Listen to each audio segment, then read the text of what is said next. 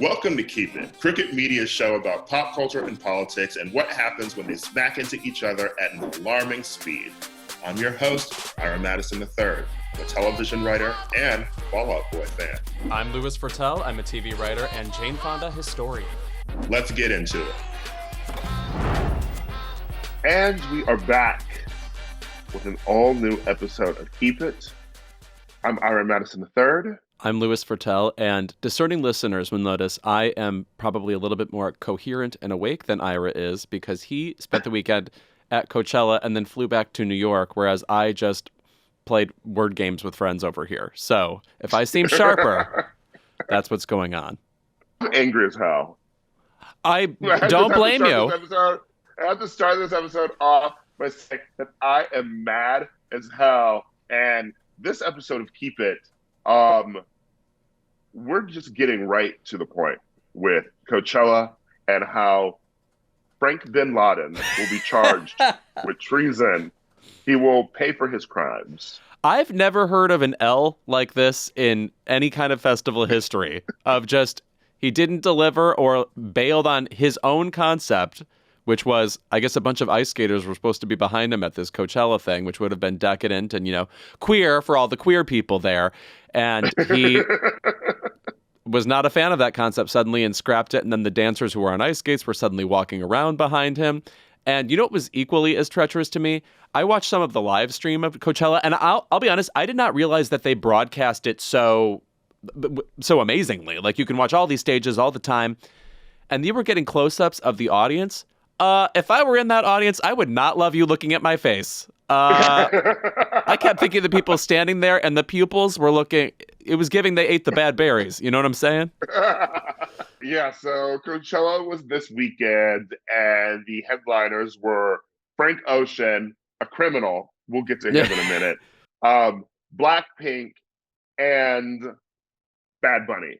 Of course, Blackpink was sort of a pseudo headliner because Calvin Harris returned to the desert this year. I love that all the announcements for Calvin Harris this year were Calvin Harris returns to the desert, sort of like the end of a Marvel movie where it's like Calvin Harris will return. Yeah, Mad Max Calvin Harris Road. Yeah. So he played after Blackpink, but the headliners seemed solid. Frank Ocean was originally booked for 2020 to play Coachella.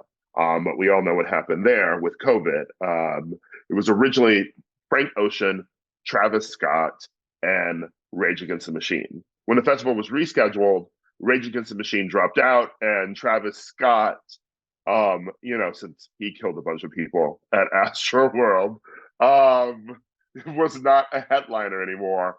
And so last year we had different headliners because Frank wasn't ready to do the show then, but he came back this year, and there's been a lot of talk online, and pardon my congestion, because I was in the desert inhaling in the dirt. trenches, really. Yes, I was in the trenches and inhaling dirt and other things. You don't say. And I'm barely a human being. By the way, that is why I would not want to be that close at Coachella.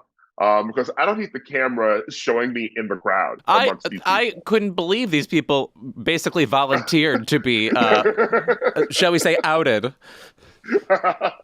Watching people peeing in a water bottle so they can save their place in the front of the line to see Rosalia or something is disgusting to me.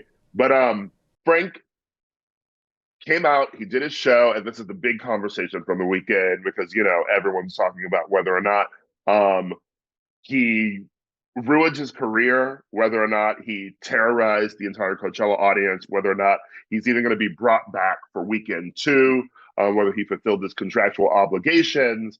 First off, I do love Frank Ocean, and I understand that he, as an artist, is not someone who is present.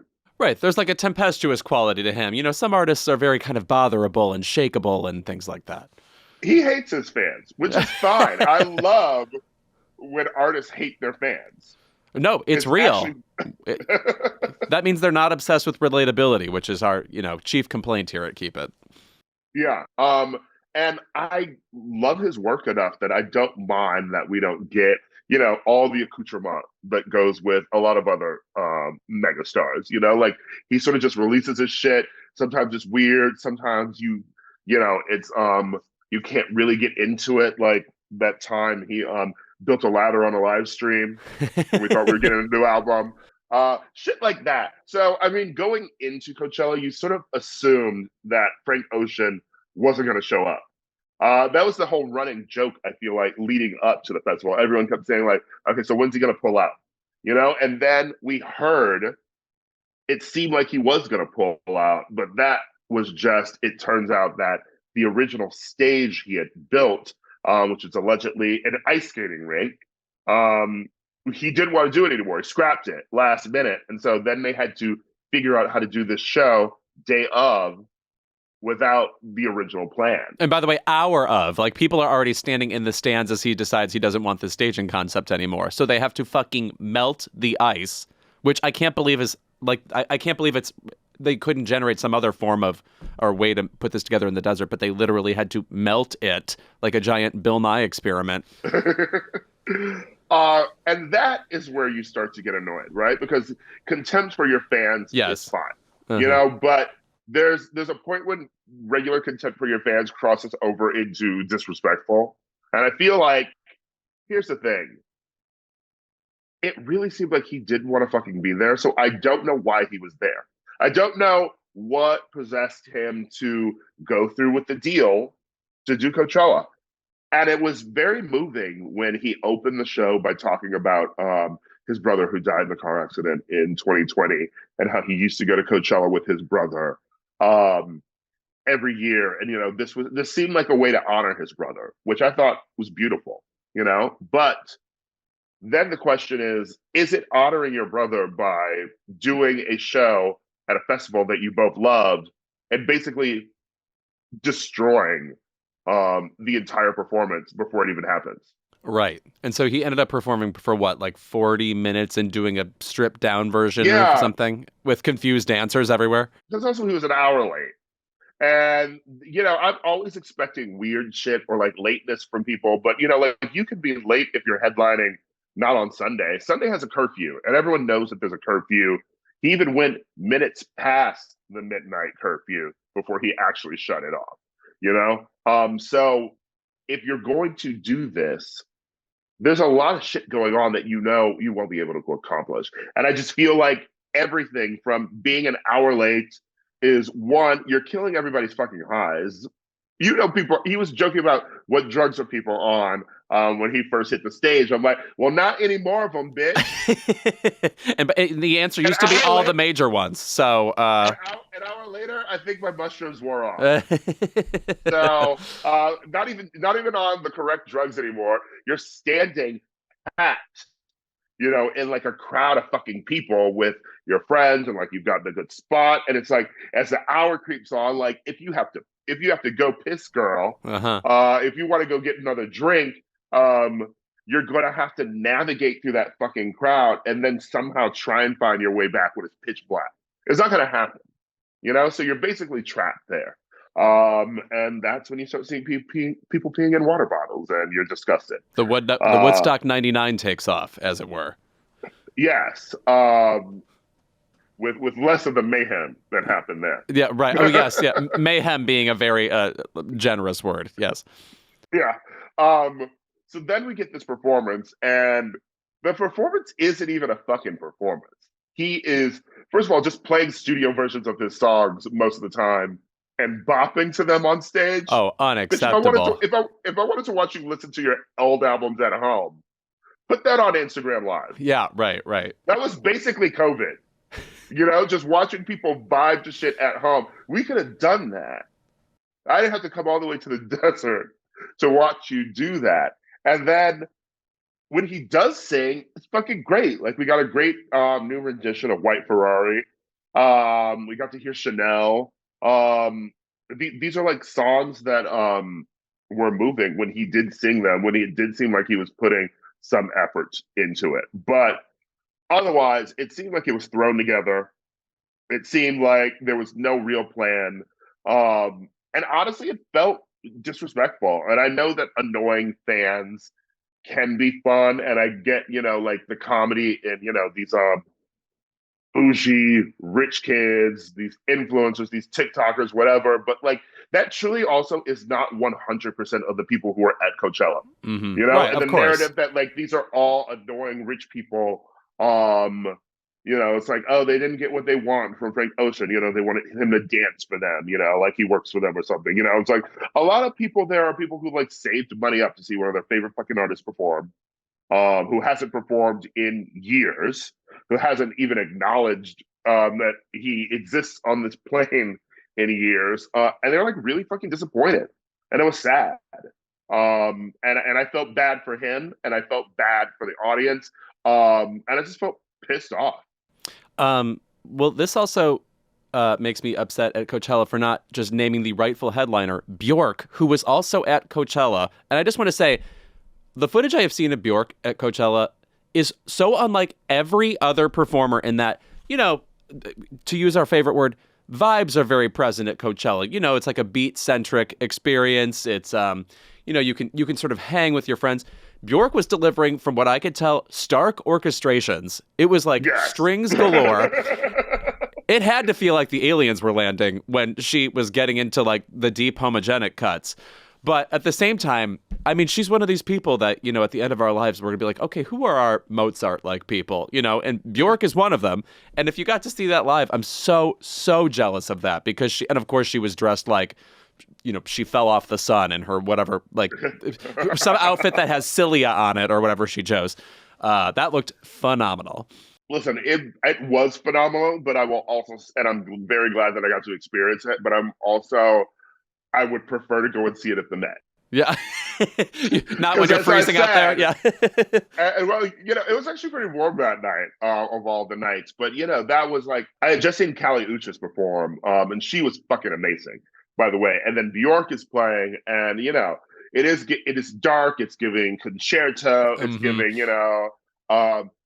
2 tickets to the show, please. You're wearing a ball gown. Yes. You're wearing a tux. So it was fun seeing that in the desert, and it was definitely a vibe. It was not the vibe that I was on. Right? No, I truly think it is like very funny what she was doing. It's like getting like a Yoko Ono performance art performance suddenly in the middle of your set. In the middle.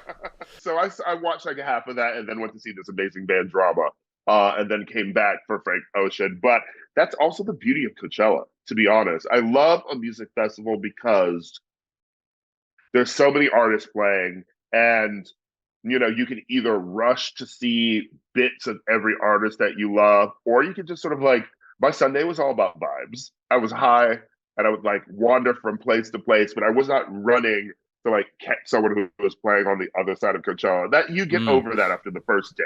Like this was just like, I'm going to see a bit of Bjork, and then I'm going to wander over here and see a bit of Drama, and then I'm going to come back for Frank. So that is the joy of it. And I will say other highlights were Rosalia, who's a fucking star. Yep. Like, should have been a headliner. Bad Bunny was great. There's some annoying sound issues.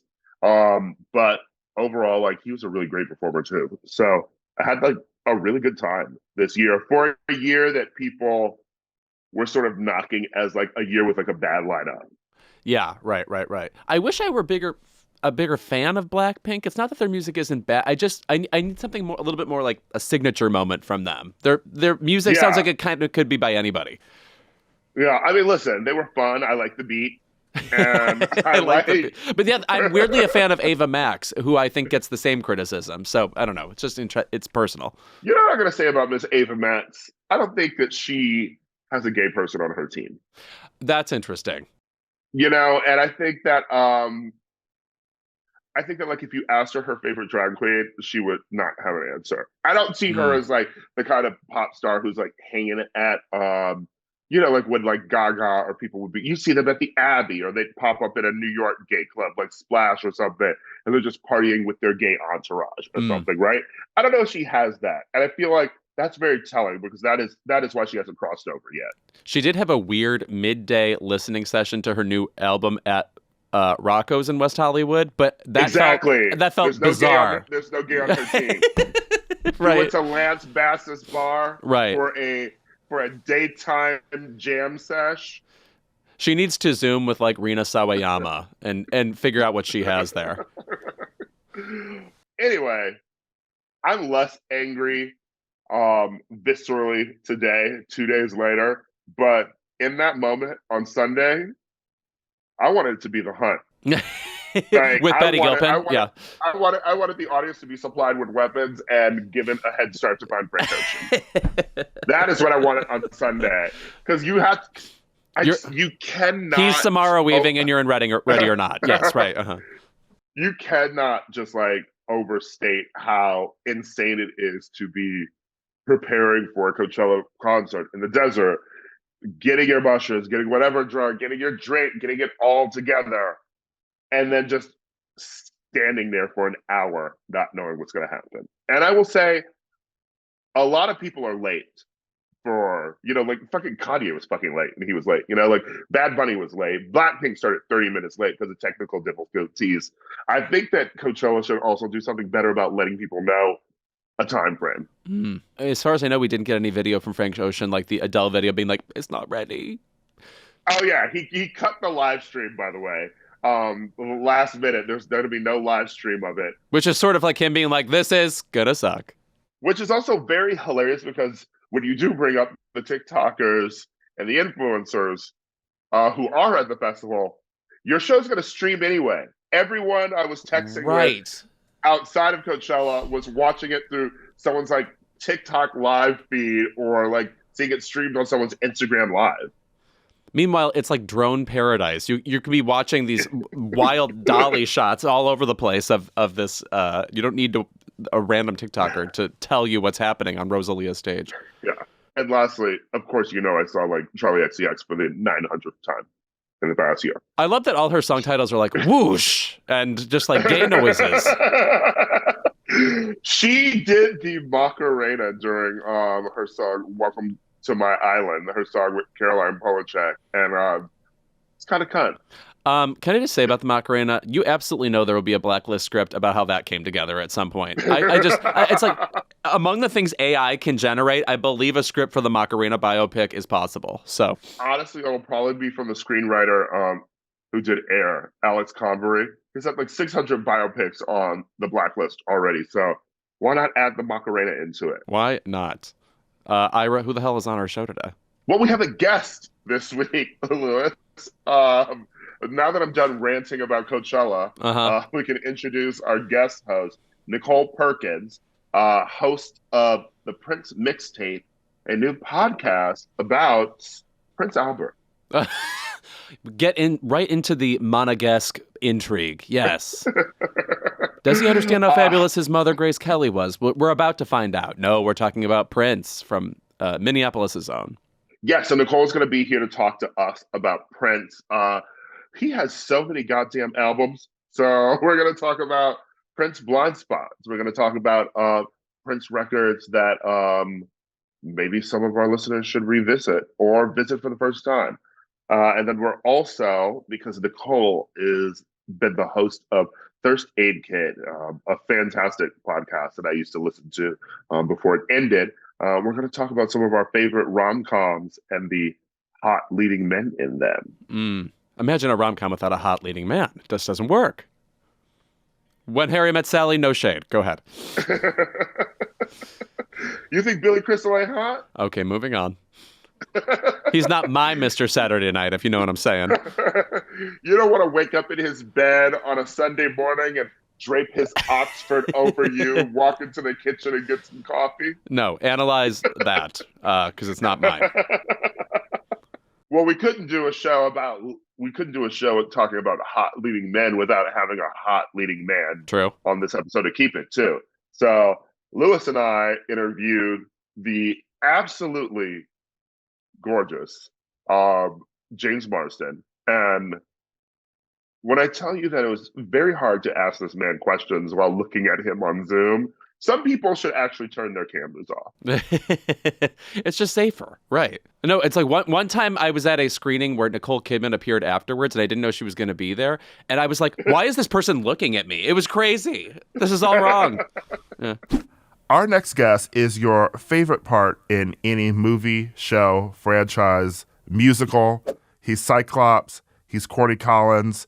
He's Teddy Flood. He's Sonic's friend. And in the new show Jury Duty, he's taken on the very demanding and sought-after role of James Marsden. So please welcome to Keep It, James Marsden. How's it going, guys? Good. Wow, I like that intro. Your favorite part of every movie or TV show you ever watch? I mean, listen, you really are. Even the ones I'm not in? Terrific.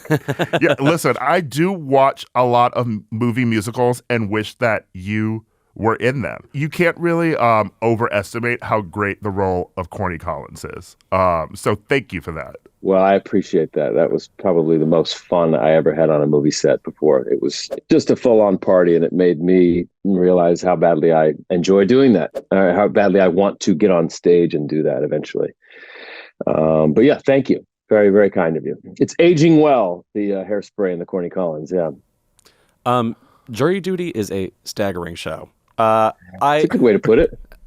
If people haven't seen it, it's a show where one guy who doesn't know what's going on is for real a part of jury duty, and everyone around him, Truman Show style, is cast. And this man named Ronald is so, first of all, smiley, but so clearly gullible that you just know you're about to be taken on a huge adventure with this guy. And James Marsden plays himself and is touting his own accomplishments in, shall we say, an ostentatious way throughout the show. How long did it take you to be convinced to do this show? Because I've not seen anything like it. So did you need like a particular producer to tell you, well, don't worry, it's all under control and this guy's not violent, or whatever you need to be assured of to be a part of this project? It was, I probably put the most thought into signing up to this project than I do for anything I ever do, really, mainly because it is so, it's such uncharted territory, not only for me, but for, I couldn't think of any sort of comp for this type of show. It was just very different in its design. I was approached by David Bernard, a friend of mine who I've worked with a few times before, produced The White Lotus, and him alongside Lee Eisenberg and Gene Stupnitsky, the creators of The Office, who I love and respect, and they came to me with this idea of a sort of courtroom comedy, all taking place during the course of jury duty, people serving on jury duty, where you have one celebrity playing themselves, a sort of heightened, exaggerated version of myself. I'll careful to point out, make sure that I point that out. I believe you. And then a bunch of improv artists, like young, relatively unknown improvisational actors, and one person who doesn't know that the entire thing is fake and scripted. Not scripted from a dialogue perspective. There's no scripted dialogue, but there was situational comedy. There were beats that were written into 7 or 8 scripts. And I got excited about, because I just love that style of comedy. I'm a big Christopher Guest fan. The Office, Larry Sanders Show. And so that appealed to me to get in a room and just sort of mess around with these really gifted improvisational artists. And the scripts were laugh out loud funny and crazy. And I got to make fun of myself and sort of send up the entitled Hollywood celebrity in a very fun way. And the one element I wasn't prepared for was the wild card, which was this man who is here thinking that he's serving jury duty. And there's a low budget documentary film crew following us around, creating a documentary on, a fake, right? He thinks it's a real documentary, but that's sort of one of our ruses that we do. And it didn't occur to me how I got excited about doing all the improv stuff, but I'm realizing the first couple of days with this guy, like, we're keeping him in the dark for 3 weeks of his life. And it's just a long period of time to be messing with somebody. Now, it was important to me that, and I voiced this several times throughout to the producers and the showrunners, that I'm not doing anything to humiliate him or make fun of him.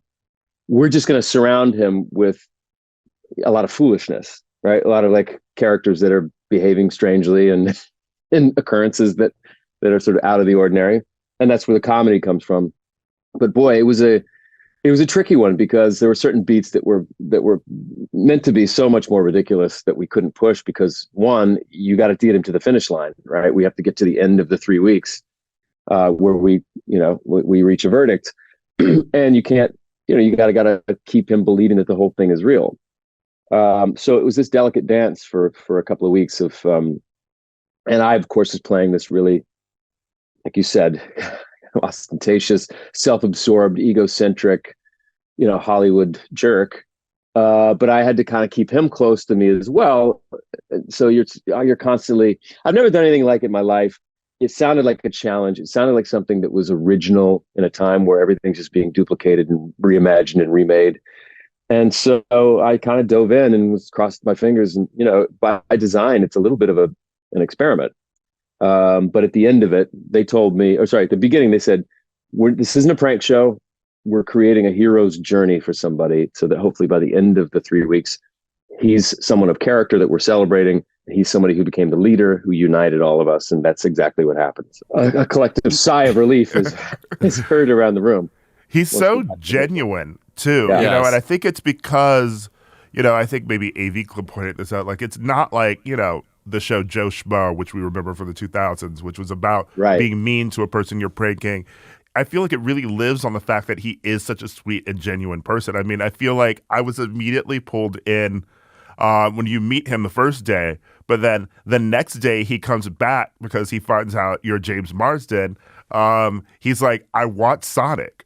He watched it because he met you and he wanted to talk to you about it. And I think just finding someone like that is so lovely. Yeah. And just like lightning in a bottle. Whoever the person was needed to be someone who was open to an adventure, right? And I think he voiced that in a few early interviews. He said, I'm at a stage in my life where I'm just sort of open to new adventures and some discovery, and had a real curiosity about whatever's next in his life. And it was also really vital that it was someone that we cheer for at the end, right? This guy is supposed to be our hero and bring us all together. And we're just this kind of crazy group of weirdos. And he's this sort of moral core of the center of it. And he gets to have fun too. But yeah, I mean, you just don't know I don't know anything about him. I didn't know anything about him. All of us were just a bundle of nerves the first day when he came in. It was all orchestrated. I sit here, this lady comes up and asks for a photo. I hand the camera to him to take the photo. Maybe he will, maybe he won't. You just don't know, right? Like if we're really trying to get him to turn right, but he wants to turn left, we got to turn left and you got to pivot. I didn't know if he was going to know who the hell I was. I didn't know if he was going to know anything I've ever done. And someone, took the photo and he said, I think I recognize you. I didn't know what from. And then I somehow bring up Sonic because I'm an entitled actor. I wanted to talk about myself. And he said, Sonic, I didn't see that. I heard it wasn't a good movie. Which to me was like, it was perfect because, it just, and then I had to respond accordingly in character. But that was where a lot of the comedy came from, was not knowing what he was ever going to say or how he was going to react. No one knew what was going to make him feel uncomfortable. No one knew what was going to make him laugh, what he was going to respond to. And so it was this adventure where we had to kind of be malleable and nimble and kind of shift along the way as we learned more about him. But that was also part of the fun of it. And we stayed very protective of him throughout. He didn't know, but like you said, it's the Truman Show, but in jury duty. And at the end of it, he's realizing that for 3 weeks, everyone he's surrounded himself with were all actors. And that's going to have a big impact on you if it's not a positive one, So we made sure that at the end of it, we were celebrating his spirit, his pure-heartedness, and hopefully that the journey along the way was fun. Did you have favorite things you came up with to lampoon yourself as the weeks went by? I mean, I won't spoil anything, but in the first episode, you just pop out of nowhere with Ally McBeal season 5, and it's a full scream. You should just be saying that in general. I hope that becomes your actual catchphrase. Yeah. I like to start with the turkeys first and then go up, right? You can't just always lead with the big hits, but not that Ally McBeal was a bad show. I think the last season we sort of closed it out. Yeah, I think the joke there was that I was trying to get this curmudgeonly old judge to notice me, who didn't notice me in the courtroom. I'm ripping through my credits, trying to get out of jury duty, and he's like, if John Ratzenberger can sit in my courtroom, then you can sit in my courtroom.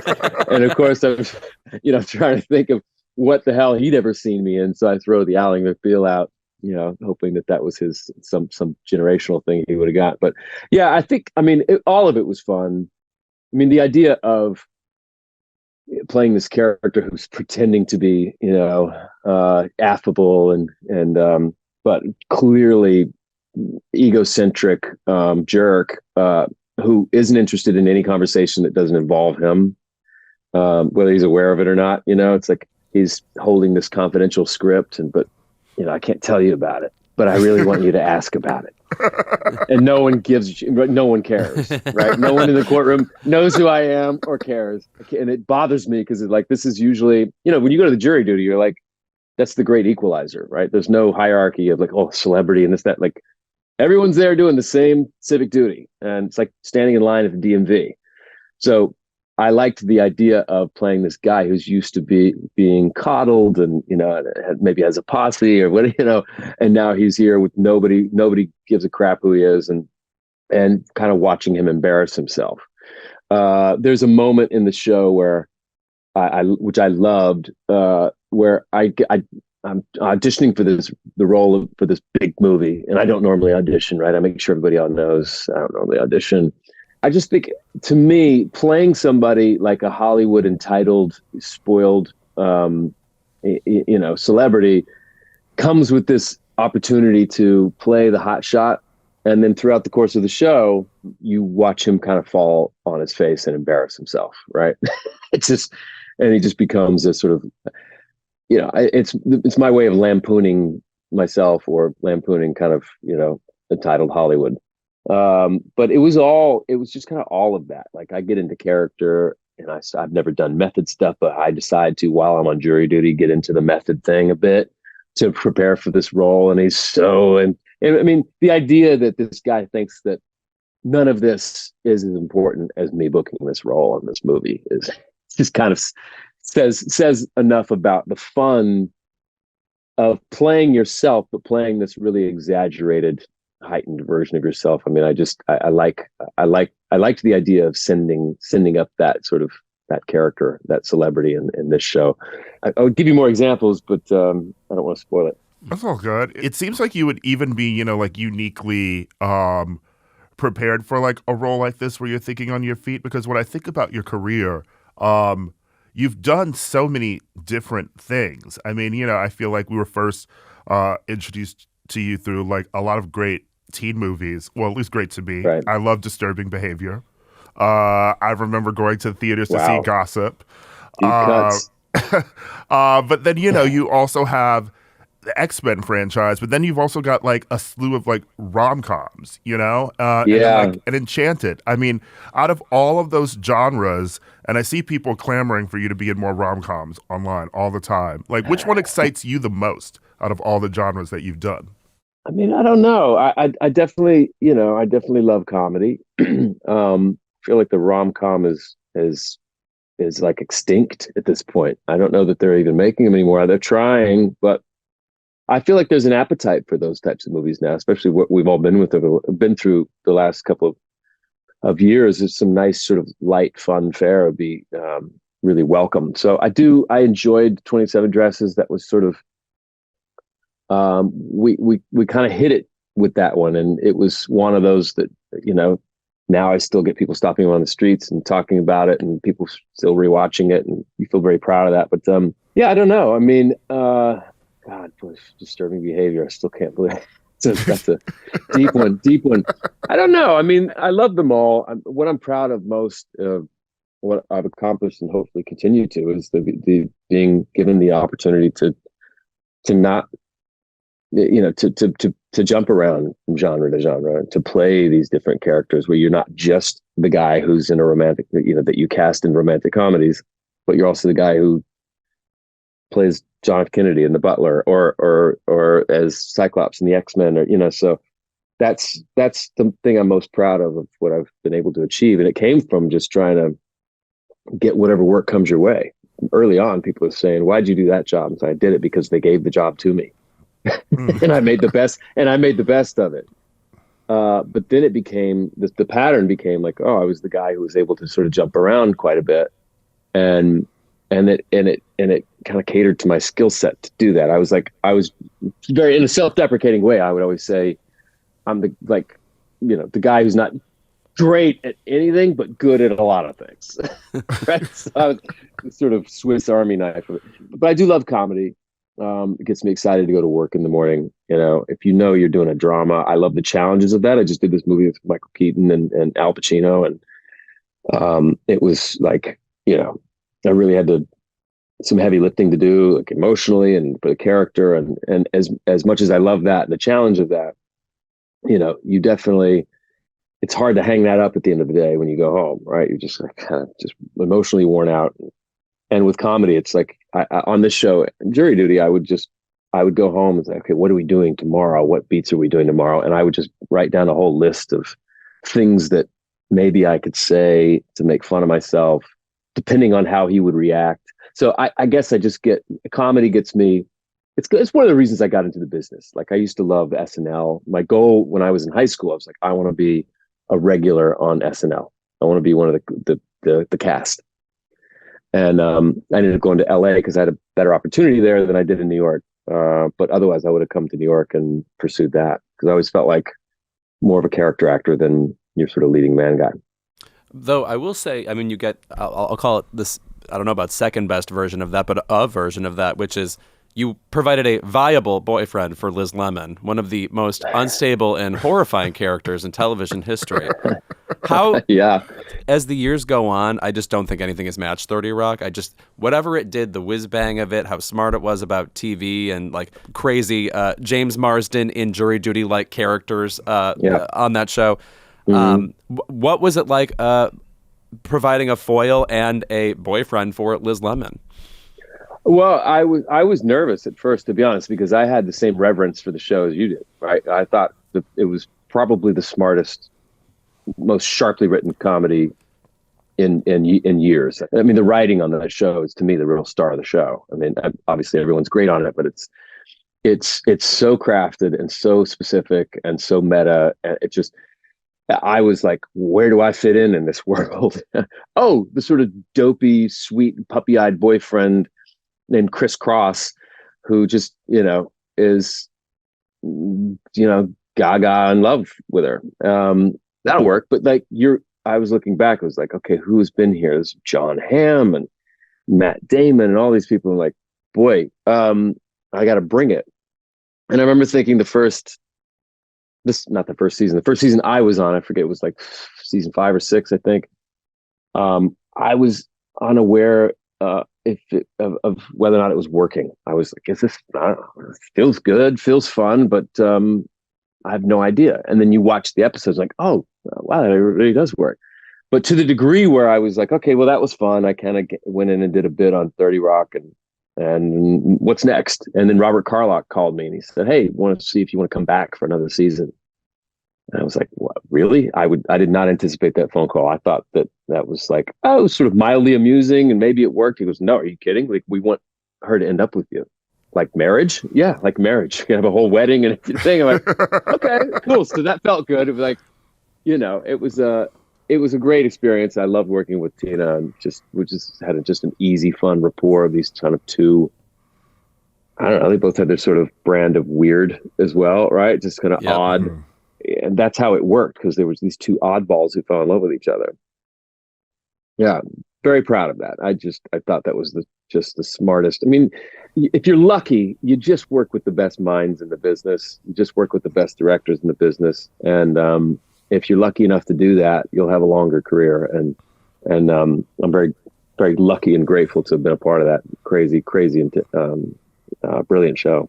Yeah, you can't rank the guest stars in that show. Everybody is so... it's like they mold everybody into being like amazing. I can't think of one person who was deficient, Yeah, no, they always make sure it works. Always make sure it works. And it was I would come into New York, once every 6 weeks.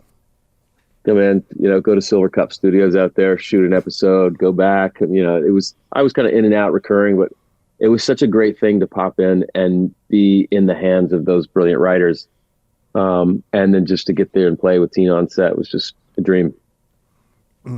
You know, in doing this character for jury duty, obviously, you know, you're coming up with moments yourself to make fun of your past roles or like bring up things that you think may jog people's memories. Was this fun for you to, you know, sort of go back and like, are you a person who like offhand, you're like, you remember everything you've ever done? Or were you like having a moment where you were like, let me look at my Wikipedia and remember that I did, you know, Sugar and Spice in 2001 and bring that up? You know, I do, and I don't say this arrogantly, I do forget certain projects that I was in. Not because I've done so much, but because it just, you work on something and then you do your best, you have a good time, you move on to what's next. But I feel like I was maybe a little more prepared to talk about previous projects because I needed to be prepared for what he might recognize me from. So I had to go back and refresh my memory. But yeah, and I think the character that I'm playing, the very self-involved James Marsden would be able to recite everything, right? It's like basically walking around with a T-shirt with an IMDb page on. Was there something that you like re-looked at from like your past roles where you were like, oh, maybe you had forgotten about it or like you hadn't thought about it in a while, but was like a great experience that you sort of wish was a film or project that people remembered more? I mean, it's funny that you couldn't make this movie nowadays because it's so, I would say, offensive in some ways, but the movie that he brings up in the show, that Ronald brings up, is a movie called Sex Drive. Yes. And, you know, raunchy comedy. When I got the role, I was like, do I really need to be in a coming of age comedy, but that maybe no one's ever going to see? And I thought something about the character, like I grew up with someone in Oklahoma in high school that was so similar to what this character was. I was like, I'm just going to do whatever the hell I want because no one's going to see this movie and I'm going to have fun doing it. And turns out that's the recipe for a lot of times for success because I mean, the movie didn't really do anything, but for me, that's what Will Ferrell saw me in. And he was like, you're so funny in that. Would you want to come be an Anchorman too? And it was the movie that Ronald brings up. I forget which episode it is, but he brings it up. It's like, you were in one of my favorite movies of all time, Sex Drive. And I was like, wow. Don't tell anybody about that movie because that'll probably get me canceled nowadays. But, really great soundtrack, though. You've got Fall Out Boy, MGMT. It's like a good 2009 time capsule. Yeah. I think there's some Sonic Youth in there as well. I'm not sure, but yeah, it was it was just I was just like another real jerk in that one. But there's something fun about playing that character where you get to, as long as you get to kind of, you know, be made fun of while you're doing it. So that's one that he came in and I was not ready for. And he said, he brought his DVD in. Like, will you sign this? And so me and the writers, then once he came in knowing that movie, we had this idea. It's not in the show, but we had this idea to find a life-size cardboard cutout of me in character as Rex from Sex Drive. And that when jury duty was over, I was going to give him this as a gift. He would have fucking loved it. Yeah, he would have for sure. And then I had this other idea to like the car I drive in the movie is called the Judge. This orange GTO, 1960s GTO called the Judge. And I was gonna, when we revealed it to him, I was gonna see if we could. We didn't have time to do it, but I was gonna see if we could rent one, and I'd pick him up and take him for a drive in it. but it was so funny that that's the movie he brought up. I mean, you just saying now Sugar and Spice, I'm like, oh Jesus, I was in that, right? God. Yeah, I feel very proud to have been a part of so many projects. But yeah, you do start to forget. I'm trying to think of something else I wish somebody would have seen more of. Oh, there's a movie I did with David Bernard, who produced this, called The D Train with Jack Black. I think that movie is so good, and you are so good in it. I love Catherine Hahn in it too, and Jack Black. Yeah, great Catherine movie. Hahn, Jack Black. It's very weird. Yeah, very, and that's what I like about it. It's not cookie cutter buddy comedy, right? Mm-hmm. You Mike think it's White gonna too. Mike White. You think it's gonna be that, and then it just, it takes a turn. Look at me, like I'm not spoiling. I don't want to spoil it for people as if someone's gonna go watch it this weekend. But that just anything that just tries to subvert the obvious and not just go down the easily, well-traveled roads. Like I just think anything is just left of center, a bit odd and off. I'm always gravitated towards that kind of material, and the D Train is one of those. I think people probably saw the poster. It was like, what's this buddy comedy with Jack Black and James Marsden, and yeah, I don't know if you watch the movie, it's certainly not that. You know, it's a sort of darker, funny, darker version of that. So that's one that I'm proud of, that I wish more people would have seen. But yeah. Unexpected queer content in that movie too. I just want to say, for people who haven't seen it, yeah, go and check it out. I know, right? It's right. We can say spoilers on that now, because yeah, it's yeah, exactly. That's and done in a very kind of heartbreaking but also funny way. I'm trying to figure the right way to describe it, but yeah, that's Mike White. That's kind of his brilliance there. Is like, how do you take something that's can be kind of dark and you find yourself laughing at it as well. But yeah, that's another one I'm really proud of. Well, thank you so much for being here. I mean, of course, honestly, like I said, we love you in so many things, but you know, we need another rom-com, and we do, and I need to find Mark Shaman and just make him write a Hairspray sequel that's just about the Corey Collins show. You know, Mark and I, I think this was even before we did Hairspray. I got approached by Clive Davis to do an album like standards, like Michael Bublé, and I was going to meet him in New York. And I called Mark. I went, "Would you come with me to this meeting? I like play the piano and I'm sing for him or whatever." But we were flirting with the idea of doing an album for a while. But I'd rather just do a full-blown musical again. I don't think anybody ever gets sick of him. Yeah, and he's so great at that. I mean, I fucking love Some Like It Hot. I just saw that recently. It's so good. He's so great and such a talent. I knew about him from when I was in college, listening to Harry Connick on, When Harry Met Sally soundtrack, and I was like, who's and the early Connick records. I was like, who is doing these orchestrations? And it's like Nelson Riddle. I was like, and then I figured out it was Mark Shaman. And then started seeing like, oh my God, he did the South Park movie and like this and that. And like, okay, I started hearing his sound and his orchestrations, this big band, horns and drums. And so I became a fan very, very early on with Mark. And then serendipitously, we ended up working together on Hairspray, not because I knew him, but because it just worked out that way. And such a crazy, gifted human being, and lucky to be have some really, really great memories of even just his apartment here in New York, just going up with a bunch of people and singing. And he's the best, and love to do something with him again. Well, that's it. All right. You. Yeah, what a pleasure. And I can't wait to watch the rest of the show too. I haven't seen every episode yet. So it's like really fucking funny.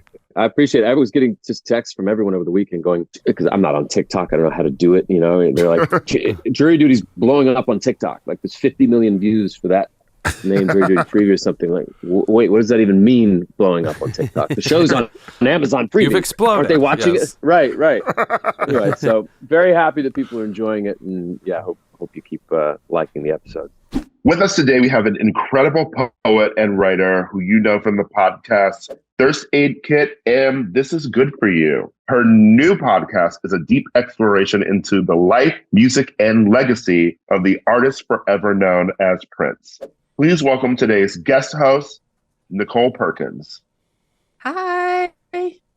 Hi. I'm really excited to be here. Oh, thank you. How nice. We're thrilled to have you. Okay, just broadly talking about Prince, what did you want to accomplish with this podcast? I mean, there's so many things to talk about with Prince, but is there sort of an overarching message about him that you felt, sort of needs to be shared? Yeah, I mean, there's so much more to Prince than, eyeliner, heels, and lace. And so I wanted to make sure that people knew that, people who are hardcore fans, people who are medium level fans, and people who are just like, maybe I know Purple Rain and that's it. So there is a lot of information for all entries, wherever you fall on that spectrum of Prince fandom. There's something for you. And also I just wanted to share some good music. And Prince has over 40 years of good music to share. Yeah, that is one of the, I feel like, I don't want to say daunting things, but I guess it is daunting things about, really trying to be or call myself a Prince fan, because I love Prince. I weirdly have a Prince logo tattoo on my arm. I got it after he died. It's within the Batman logo, because that's actually my favorite Prince album. It's a good choice. Excellent choice. Yeah, thank you. But when I look at Prince's discography, there are so many albums, and some of them that I've truly never even heard of.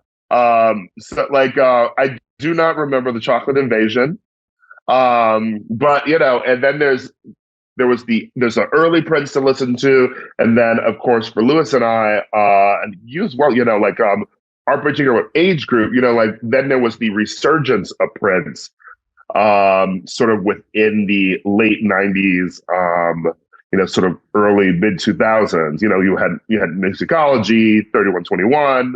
So there's so much to take in that I feel like, can you really call yourself like a big Prince fan if I haven't listened to like 40% of his music, maybe even 60? I mean, I think so. I think a lot of even the most diehard from day one fans, they have a certain era that they stick with as like their, top 5, top 10 Prince albums or something like that. And it usually is wherever you first, it first hit you, where, at that point in your life or whatever.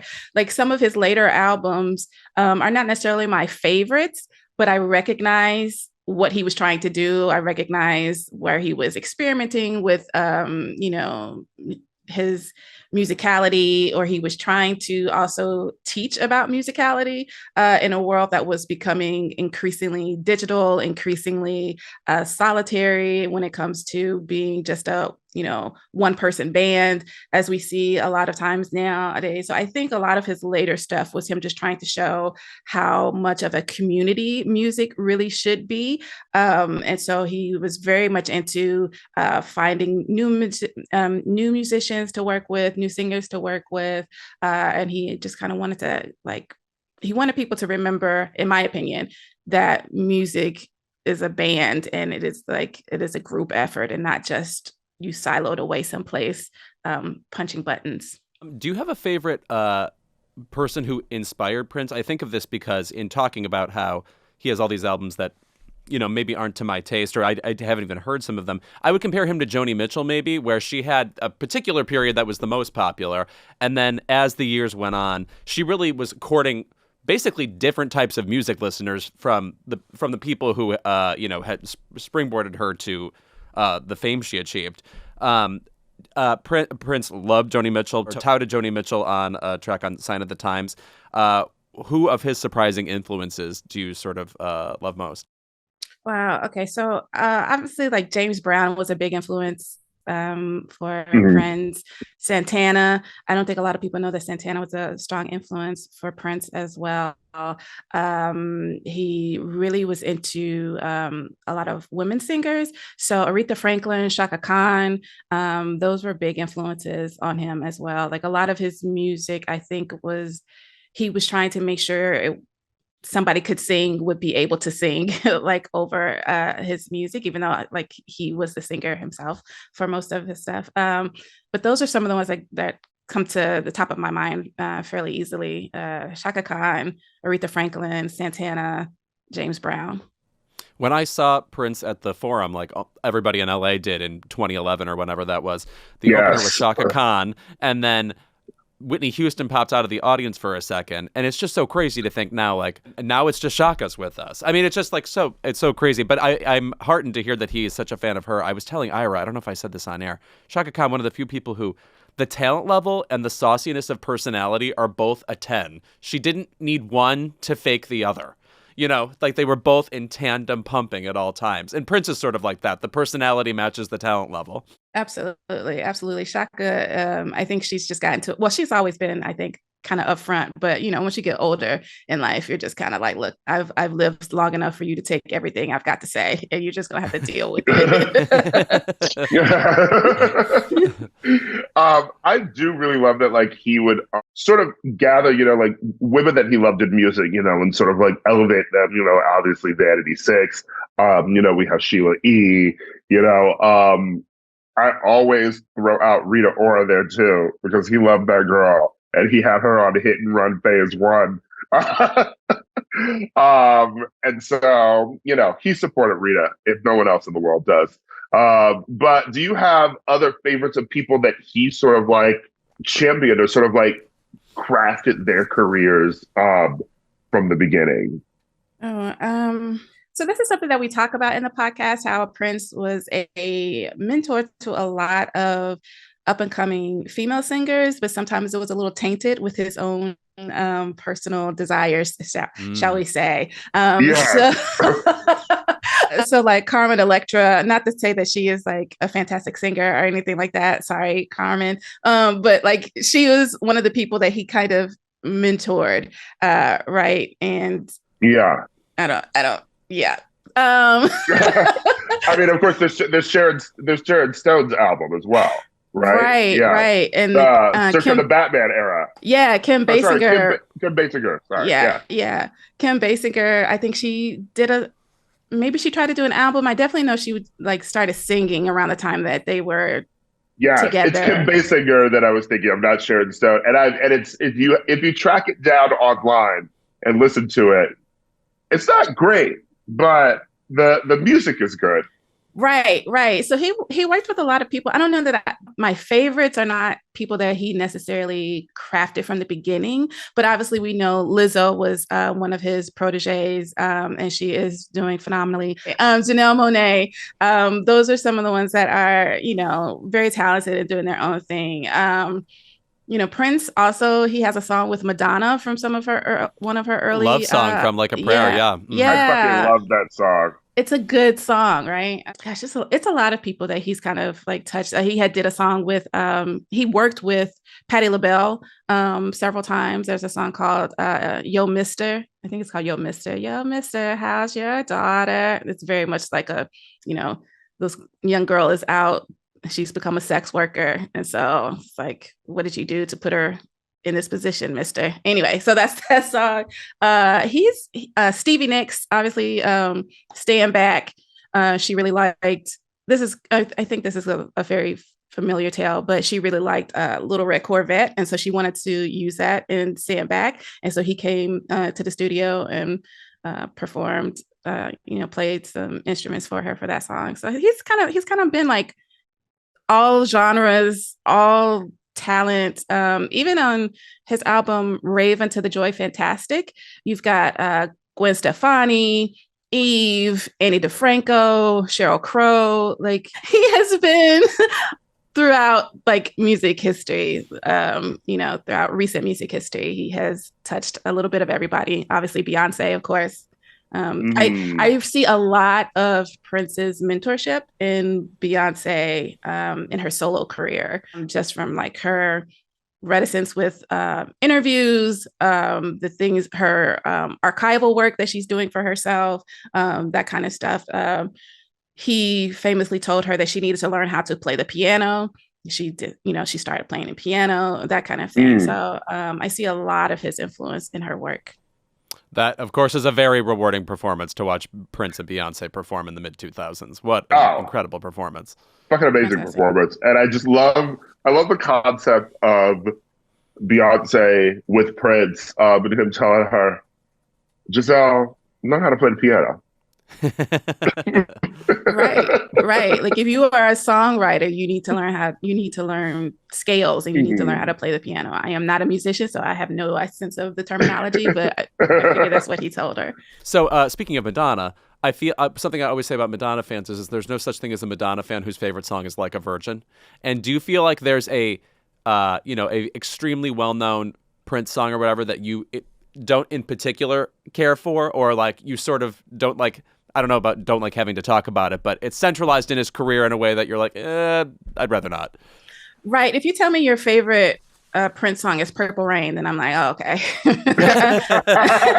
So you have a radio. Oh, so you've been to Target. Yeah. Right. Like, it's a beautiful song. But I think most Prince fans, most of the more serious one, are gonna just be like, oh, okay, whatever. Like almost anything off of the Purple Rain soundtrack, they're just gonna be like, oh, that's cute.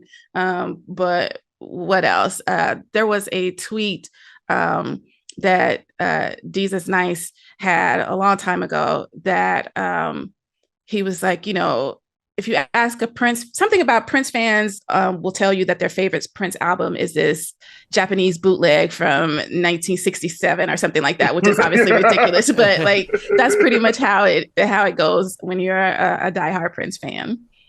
Mm-hmm. I want to ask a bit then, what is a Prince album, that might be a lot of people's blind spots? Like, what do you think is a Prince album that isn't one of the more, esoteric ones, but maybe sort of like an album that if you've listened to Purple Rain, if you've listened to Controversy in 1999, like what album or albums do you think that people should listen to that it would be like, oh, this is a vibe, this is fun, I didn't know that this album even existed, and it gives me everything that I want from Prince? I'm going to say Love Sexy, and that's from 1988. And I think part of the reason that a lot of people overlook it is because when it was released, it was one continuous track. I think now it's been separated so that each songs are, different tracks. But at the time, it was just one huge track. So you could not rewind or fast forward. I mean, you couldn't put a particular song on repeat or whatever. You just had to keep rewinding and fast forwarding it. And so that was a little off-putting for people. But when you go back and listen to it, it's a fantastic album. It is so good. You've got Glam Slam. Also, just like the aesthetic of the album of that time period for Prince was so incredible. Is one of my favorite like style aesthetics of his. So Love Sexy. You've got Glam Slam, Anastasia. Is that Alphabet Street? Yes, Alphabet Street, which is one of my favorites just because there's like a line where he says, I'm going to put her in the backseat and drive her to Tennessee, which is where I'm from. So I was like, oh my God, he knows my state exists. Yeah. Yeah, it's just a really good album. When Two Are in Love, which was, I think is on that album. Yeah, When Two Are in Love is a very sexy love song that was on that album. It's just really, really good stuff. So I would say Love Sexy, people need to check that out. I would also say the Gold album from 1995. And actually that was just re-released. It's being re-released now on vinyl and CD and all that kind of stuff. It's a really good, really great album. It leans more into his rock side a little bit. And I think that was also a little off-putting for a lot of people. There's a song on there called 319, which if I remember correctly, is featured in the movie Showgirls. So yes, right. Yes. Mm-hmm. I don't know if it's still in Showgirls right now because of licensing issues or whatever, like if you look at it now, but when it first aired, it was in that. 319, I Hate You, which is one of my favorite Prince songs. Yeah, it's a solid album. So Love Sexy and the Gold album, I think people should revisit. Ira, do you have a favorite sort of hidden gem of Prince's? I'm thinking of a couple right now that I really love, just in terms of singles or songs. Yes, when I talk about sort of like the resurgence of Prince, I really mean just sort of like people my specific age group. I'm 36 now. People sort of discovering him when we were kids, having known him as like, oh, this is an artist that our parents listened to. But when he came out with Musicology in 2004, I think people obviously respect this album and love it. But I really think that like some of the songs on this album beyond the single Musicology are some of my favorite Prince songs. Is that ever. Cinnamon Girl, right? That's Cinnamon Girl. Yeah. That's The Marrying Kind, and the transition into If I Was the Man in Your Life is actually maybe some of my favorite music that Prince has ever made. I was gonna say I loved 3121, namely not just the song Black Sweat, Black but Sweat, the that music video? guys, Prince was, first of all, so hilarious. It just needs to be said, like, he did things on camera where it's like he was predicting the era of GIFs. It's as if, like, you will watch me on repeat, like, shooting a side eye at the camera during this one section. He's such a funny actor, which is interesting because he's obviously, also a Razzie-winning actor. That's also something that we talk about in the podcast is how funny he is, and people don't really know that he was funny, and he was a practical joker. He liked to pull pranks and stuff like that. So someone talks about a prank where he he's like catching a bus or pretending to catch the bus, and he acts like the door has closed on his hand, and as a hand pops off. So like he would do stuff like that. Not him being Regina Hall, Scary Movie. I also love when you talk about Prince being funny, I feel like there are always videos going viral of when he would have people on stage. There's obviously the famous Kim Kardashian video where Kim comes up on stage and she's not even dancing, and he's like, "Get her off the stage." But there's this Instagram account that I love called Velvet Coke, which recently shared a video. Feels like it's the 80s or like early 90s of this woman dancing on stage that he invited up. But then she's like following him over to the piano, and he's like stepping up on the piano, and she's trying to crawl up on the piano at him, and he's like, and he just goes, "Security!" He's like, "You need to be over there."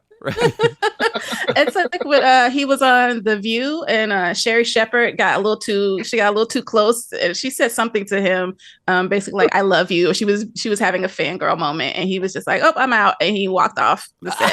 It just did not come back. Sherry Shepherd be unprofessional on TV. I'm sorry. This is off topic, but she took Wendy's show, and the results are wild. She is friends with Cheryl Lee Ralph, but she was talking about how hot Cheryl Lee Ralph's son is, and then the fact that he does like yoga in the park in LA, to teach like Black men how to do yoga and how their mental health. And she started sort of simulating like doing like downward dog and like humping the floor. Like she was humping this man that she's known since he was a child. And I'm like, I could see why Prince was like, "Back up off me." Said, yes. She got a little thirsty, no pun intended, but it was a lot. Even at the end of his Rock and Roll Hall of Fame induction performance, when he just throws the guitar up in the air, I mean, like, it's so nutty. You have to laugh. And by the way, he then walks off, and everybody else in the performance is simply left on stage. It's so funny. Yeah, he was going to leave his mark on that one way or another.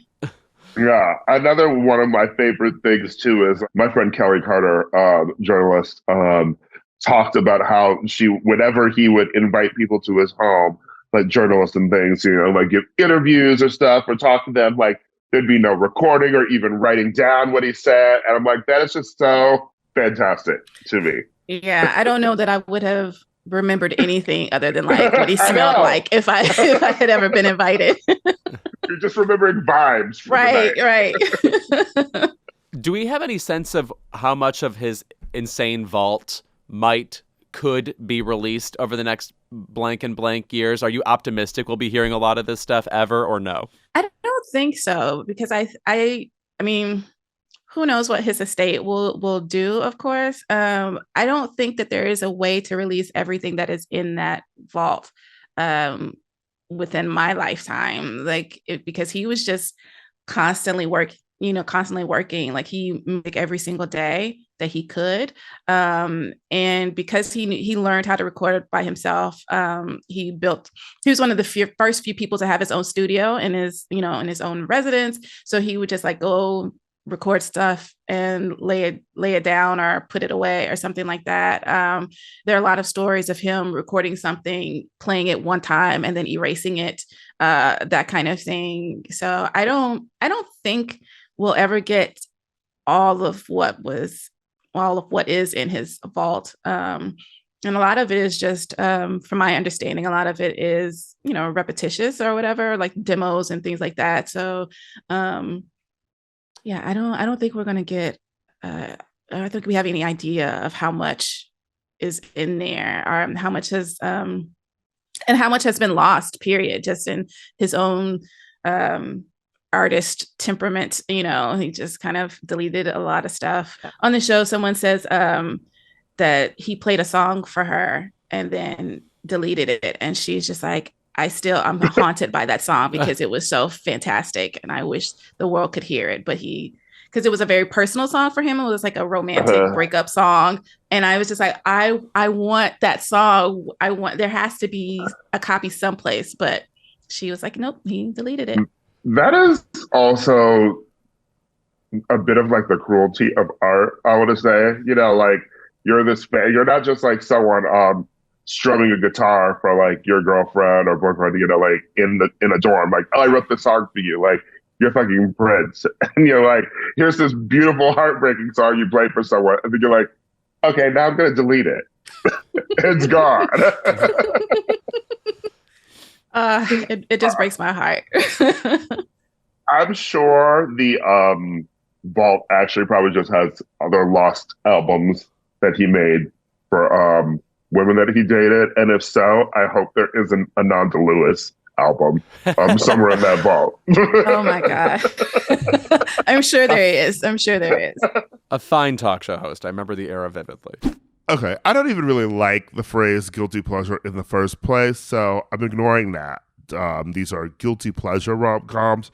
But, Nichole, you hosted Thirst Aid Kit with Bim. I absolutely loved that show. And, you were always talking about hot men on that show. And that leads me to rom-coms. And, we just had James Marsden on this episode. So I wanted to know what you and Louis, some of your favorite, maybe underrated romantic comedies are. Okay, so I'm going to say this one. I also do not believe in guilty pleasures. I think you should be loud and proud with whatever it is that makes you happy for that hour and 30 minutes or whatever. I'm going to say this one. Okay, just bear with me. Okay. It's this movie called She's Out of My League, and it came out in 2010. Yes! Jay Baruchel is in that? Yes, I remember it well. Yes! I think he is so cute. I know, like, I have a thing for really skinny men. Like, I like a little cigarette-looking dude. I call him a French fry of a man. That's my thing. So I know a lot of people, when I say, someone like Jay, they're just like, what are you talking about? He looks like an adolescent. Well, first of all, he does not. Okay. Like, he looks like a grown man. He's just slim, it's okay. But I think he's so cute. He has really pretty eyes. And the movie is about, he plays this character that's a TSA agent, and he falls for Alice Eve, who is like a party planner or something like that. Like, she does, event. She's like an event planner or something like that. And she comes from a wealthy family. I think the movie is set, if I remember correctly, either in Pittsburgh or Philadelphia. I think it's Pittsburgh. And his family is very, working class, and there's just a lot, like, his friends are bums. It's very much that whole like bromance, Judd Apatow era of like rom-coms and stuff, right? And like there's a scene where he's trying to like shave his pubic hair. It's disgusting, and it's so much. But it's just a cute little movie that is, that basic lesson of don't count yourself out. You never know, just because you don't have all of these things, it doesn't mean that you're not a good person, that someone won't fall in love with you, kind of thing. It's just a really sweet, silly, ridiculous movie. I loved Jay on the series Undeclared on Fox. And so I feel like I was obsessed with his just like face then. And when She's Out of My League came out, that movie is like 2010, which is a period when I was already living here in New York, but I was in grad school then. And it was definitely a time where on the weekend, much like high school and college. Like whatever fucking movie came out, I would probably go and see it that weekend. Like it doesn't matter the quality of it. You see it, you see the trailer, and you're like, this looks fun enough. I'll go see it. Right. So definitely saw She's Out of My League in theaters. And I love that because he's a TSA worker, it makes the ending with the racing to the airplane funnier. Yes. Yes, they do a lot of cute little twists on, rom-com tropes in the movies. I love it. It's one of my favorites.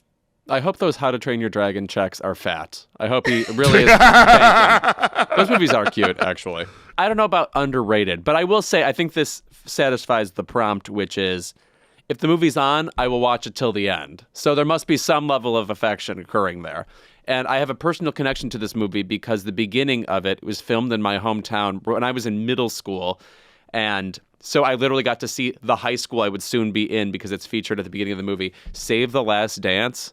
Let me say something about this movie. First of all, I did not realize what a hit it was. This movie cost like $13 million and made $130 million. I don't think of it as like, sort of a towering entry in this genre in any way. But there's just something about one, a surly female lead. It's just, you don't get a lot of them. Like usually if a woman's leading a movie, her whole thing is I'm full of charisma. And Julia Stiles' thing is I am avidly avoiding having charisma. I am arguably, like begrudgingly in this film. So there's just something I really like about that. But also like this woman having to learn dancing, like she's a ballerina and then she wants to, learn hip hop. There is something actually vulnerable making about that performance. Like you actually are kind of gripping the table like, am I watching something I shouldn't be watching? This feels almost too personal that somebody would be putting this on film. But for that reason, it's pretty good. It's like it gives you, it exposes a side of a personality that I don't think you would otherwise see in a rom-com. I just find it to be a really pleasant movie. And one of the few that's been filmed in Lamont, Illinois. Straight Talk with Dolly Parton, another entry. Is that the one with Kerry Washington? And then she's like a teen mom? Okay. Yes. Uh-huh. Yeah. And famously the line, what's she doing? Two-step? And she was. So just journalistically accurate. Yeah. Another one of my favorite, I love the interracial comedies so much because that has that scene where they're like canoodling on the train in Chicago and this older white woman is like looking at them. Just a funny scene. Yeah. Of course. I think a good area to look for when you're thinking of like underrated rom-coms or whatever is the Best Kiss MTV Movie Award. Like rarely does a good movie end up in that category, but it does have a couple of moments that should be celebrated. Okay, well, don't attack Spider-Man 2 like that. Or I cannot get over it. One of the craziest nominations in that category is the Jeremy Irons Lolita. Like a kiss with Dominique Swain, a teen. Gross. Right. MTV. I feel like the best movie to ever win Best Kiss is Cruel Intentions. They were like, here is the kiss. You got Selma Blair, you got Sarah Michelle Gellar. They're like, we are the entire summer that movie came out, like everyone had women tonguing each other down. No, also it's like SNL, it was commercials. Yeah. No, the lips interact in that scene like mealworms in a petri dish. Just whoa, like moving, and you could feel the sticky and the temperature in the kiss. Unusually immersive. Tragically, that film does not hold up. I agree. No, you would just go watch Dangerous Liaisons. Be a human being. You're an adult.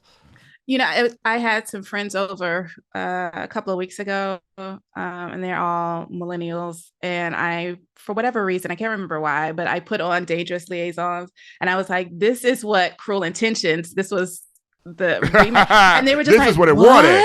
And I had to like say, okay, now this is Buffy's character. Like I was trying to like draw the parallel so they could understand it, and they were riveted. And I was like, okay, you have to go. Like obviously, they were over and we were talking over so much of it, but I was like, you have to go home now and watch this from the beginning to the end, because they were looking at baby Keanu. They were, they seen on Michelle Pfeiffer in there, and they were just like, their mouths were dropped. Baby Uma.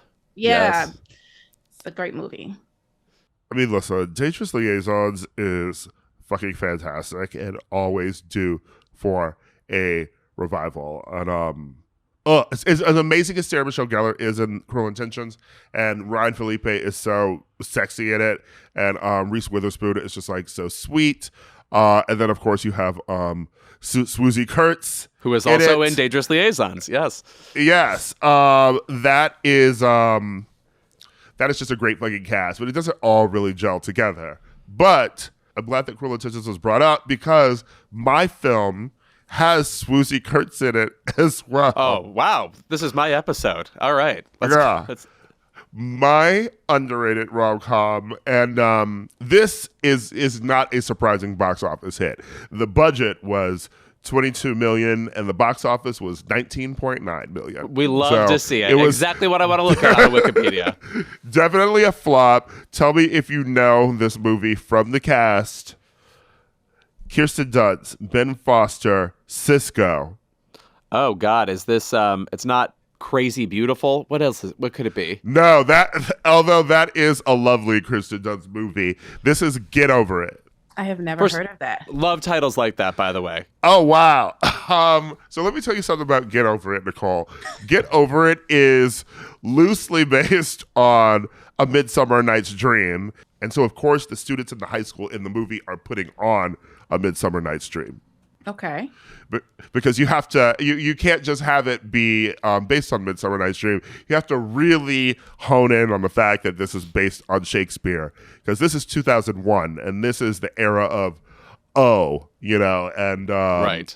adapting every Shakespeare thing into a teen movie. Ben Foster is trying to win back his ex-girlfriend, who is Kirsten Dunst, and he joins the school play that she's in with her new boyfriend. So he joins Midsummer Night's Dream so that he can win her back. It also has Zoe Saldana, Mila Kunis. Shane West plays the other love interest. Carmen Electra is in this movie. This starts out with him being dumped. He's being left, like a cardboard box with all his stuff in it. And he's leaving her house. And the movie kicks off with Vitamin C then appearing, because it's 2001. Yeah, I'm going to say it's exactly 1 year. Yes, right. The singer Vitamin C appears, and she and everyone else in the town starts appearing behind him, singing Captain and Tennille's Love Will Keep Us Together, following him while he's just like depressed, walking back to his house. So that's how the movie kicks off. I think it's fantastic. Cisco is I think a DJ kind of character. It's very similar to Usher, like in She's All That, where they're all dancing to Rockefeller Skank. But Cisco, I think, has everyone do this dance routine in the film, because the early 2000s was also about teen movies just having a choreographed dance routine happen in the middle of a movie for no reason. But anyway, Get Over It is it's really a film that I feel like has stuck with me for years. I've never forgotten the movie, and I feel like I've never forgotten it because of the title. I just think the title Get Over It is a great title for a movie, and very much a teen movie from the early 2000s. You know what I'd like to rewatch? Speaking of Kirsten Dunst, does The Cat's Meow hold up, do we think? I don't even think I've seen The Cat's Meow, Lewis. I mean, listen, Peter Bogdanovich rarely does wrong. Except for the 15 times he did, but yeah. Nickelodeon, at long last love. I can go on and on. Yeah. Anyway, yeah. I mean, I feel like at some point we should revisit most of Kirsten Dunst's discography. There's a lot of movies in there. Right. Just why not sort of things. All right. When we're back, keep it. And we're back with our favorite segment of the episode. It's Keep It. Nichole, as our guest of honor, what's yours? Okay. There is a new limited series on Netflix called Obsession, starring Richard Armitage, Charlie Murphy, and Indira Varma. And it is a new adaptation of this book called Damaged by Josephine Hart, which was made into a movie in 1992 starring Jeremy Irons. I love that movie. Yes. Okay. So this is all the same, right? And so Richard Armitage is this very well-respected surgeon, married to Indira Varma, who is a barrister. And they have a great relationship. They have 2 adult children, one of whom is a son named Jay, who brings home his fiance, and Richard Armitage and the fiance, Charlie Murphy, they start having an affair. So the father is sleeping with his son's fiance. And it's only 4 episodes, thank goodness, because it is so not good. Oh, that's too bad. It's supposed to be this erotic thriller, and Netflix actually recently tweeted out like the timestamps of when the sex happens in each episode. So like, oh, if you're watching this with your family, step away. First of all, why would you be watching an erotic thriller with your family in the first place? Think but first. Whatever. Yeah. Well, famously, I did see the movie Unfaithful with my grandmother, which was a mistake. Oh, God. That is one of my favorite movies, but Absolute favorite, one of my favorite films. Diane Lane and Olivia Martinez are so fucking hot in that movie, but I did not need to see that hallway scene with my grandmother. No. I don't know how you survived that. But okay, so basically like his character, William, is just like he sees her from across the room and is immediately in heat for her. And every time there's like escalating BDSM stuff in their relationship, but it always seems very urgent and lack of care, which is I don't know. I mean, I guess it's supposed to be like super intense or whatever, but there's this one scene that is driving Twitter crazy. And so his son and fiance, they go to Paris. It's set in London. They go to Paris for a little getaway, and he follows them basically. And they screw in an alley. And then when the son and the fiance check out, I can't remember their names because I've just like blanked on everything. So I'm really sorry that I'm not using their names. This is so bad. So when they check out, the father books the room, goes into the hotel room, and like scrounges through the bed looking for her scent like a dog, right? But obviously the room has been turned over. So, hopefully they have changed the sheets. So thinking of that, he realizes, oh, maybe her scent is in this decorative pillow that would not be changed out as often. So he grabs a decorative pillow and he, huffs it and is like, just like burying his face in it. And then he starts masturbating and humping the bed. And it is so uncomfortable, so unsexy, so desperate and pitiful that I'm just like, why is this supposed to be sexy? Like, it's not. It's very funny and painful to look at. And it's just, I was just like, no, I cannot watch this. But I did. But I should not have. the 92 version with Jeremy Irons and Juliette Binoche, I think is probably one of the best erotic thrillers. And also you get an awesome scene from the woman playing Jeremy Irons' wife, Miranda Richardson, who has a breakdown after this affair bubbles over and the main events of the movie occur. And the way she screams at him and tells him, you should have killed yourself. I mean, I have not seen any kind of scene in a movie like that before. That kind of intensity, that kind of wrath come from an actor. She was nominated for an Oscar and lost to Marissa Tomei that year. A fact that gay people still debate to this day. I recently watched her acceptance speech because I feel like I had never even seen like the lead up to it. Uh-huh. And you see all those nominations and people were not having it. No. Well, what people don't say about that year is that Marissa Tomei's part is so much bigger than all of the performances, with the possible exception of Judy Davis. It's like, it makes sense. She's doing a lot of comedy in the movie. But anyway, yes, I am so sorry that Damaged Show is not good, because the source material I find pretty naughty in a fun way. Yeah, and and I found out that scene, the hotel scene, Richard Armitage largely improvised it. So I was like, maybe they need an intimacy coordinator for even masturbation solo scenes.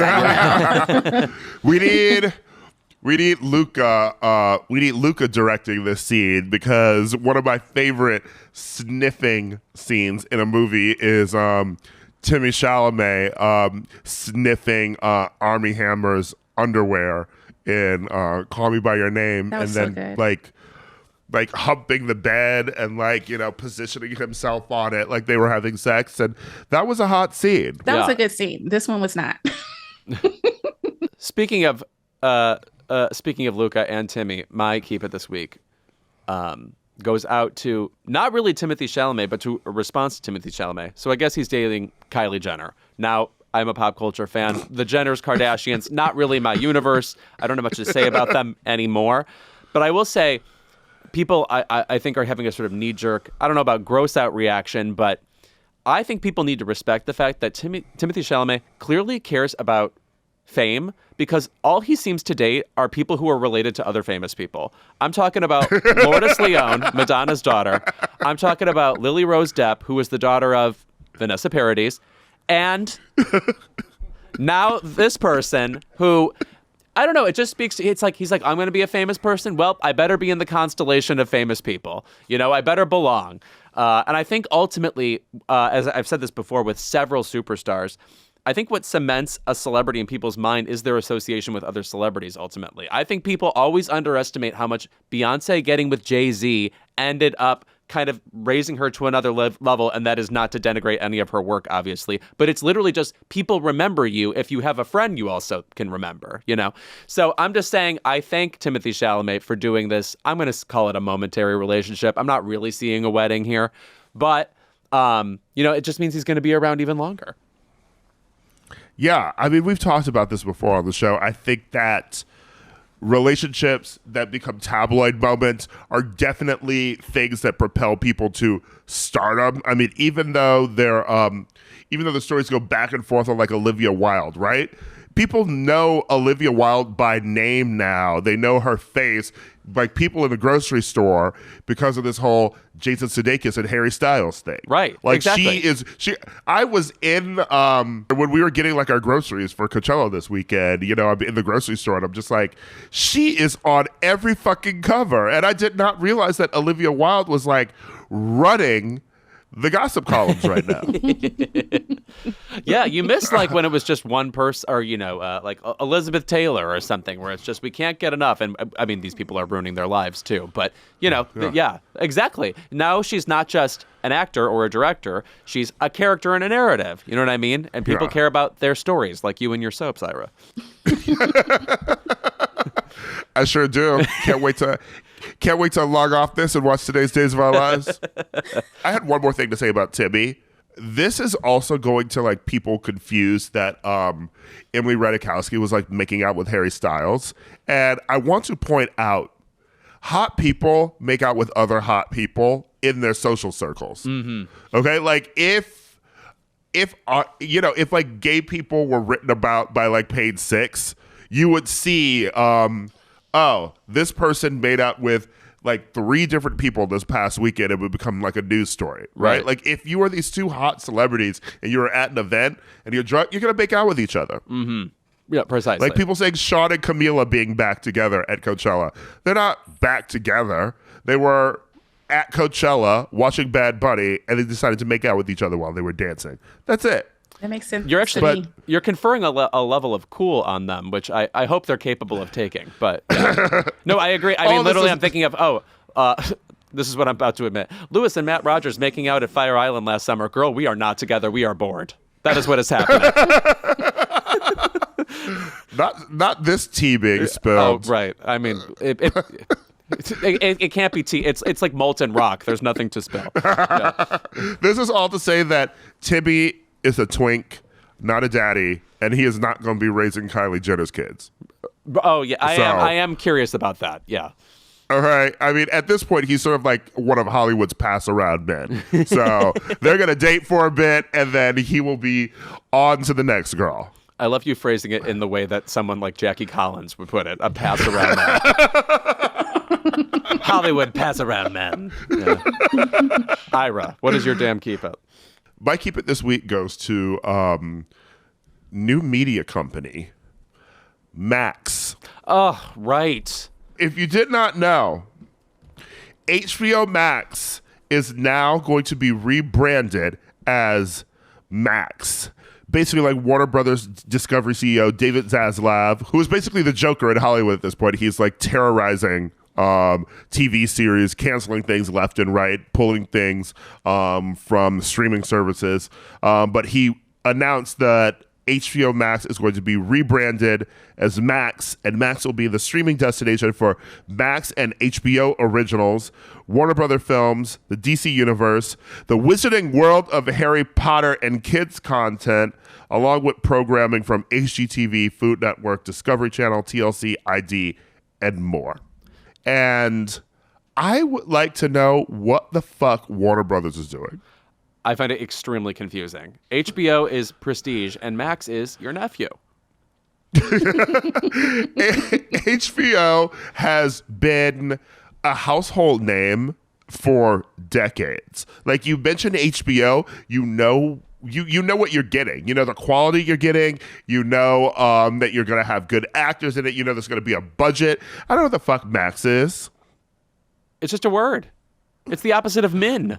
And it just seems very weird to take, especially in this era of branding, right? Like, to get rid of a very viable brand and just call something Max now. I don't know what's going on there, but I don't like it. It just, I find it baffling. We keep being told that the HBO name is a hindrance, or that like people can expect a kind of maybe an intimidating level of programming that they're not necessarily up for. They just want something they can veg out to. Maybe HBO doesn't say that to people mentally, but I just can't imagine taking it away from the brand. Also, it's actually shocking how attached I am to brand names. I don't know why I'm actually a little bit offended. Like yeah, I mean, the Keebler elves aren't running out there changing their name. You know, like, you know what you're gonna get when you gotta get Keebler. And if anything, like Sex and the City, I feel like helped birth HBO, you know, into its prestige. So how about the answer would be just greenlight some Sex and the Cities instead of having to change the name to make it more accessible to people who think that, you know, watching Perry Mason is too much work for them. I guess. I don't know. It really is baffling to me. I don't get it at all. All right. Well, that's our show this week. So thank you, one, to James Marsden for joining us. Thank you to Nichole Perkins for being here. You taught us a lot more about Prince. Well, thank you. That's my goal in life, is to spread the word of Prince. Let me shout out, by the way, his first ever single, Soft and Wet. That's probably my favorite single Prince song. And you know who else loves that song? Nichole and Coachella, one of my favorite musicians. Yes. I think they work together. Yep. Mm-hmm. What's Lady Smith Black Mambazo's favorite Prince song? That's a group, so they probably have individual tastes. And if you think they all agree on one, that's your problem. It ain't just one bitch. Learn something new every day. Yeah. And make sure you, of course, listen to the Prince Mixtape. The first episode is out today, as of listening to this episode. So go find Nichole there. And thank you again for joining us on Keep It. We'll see you next week.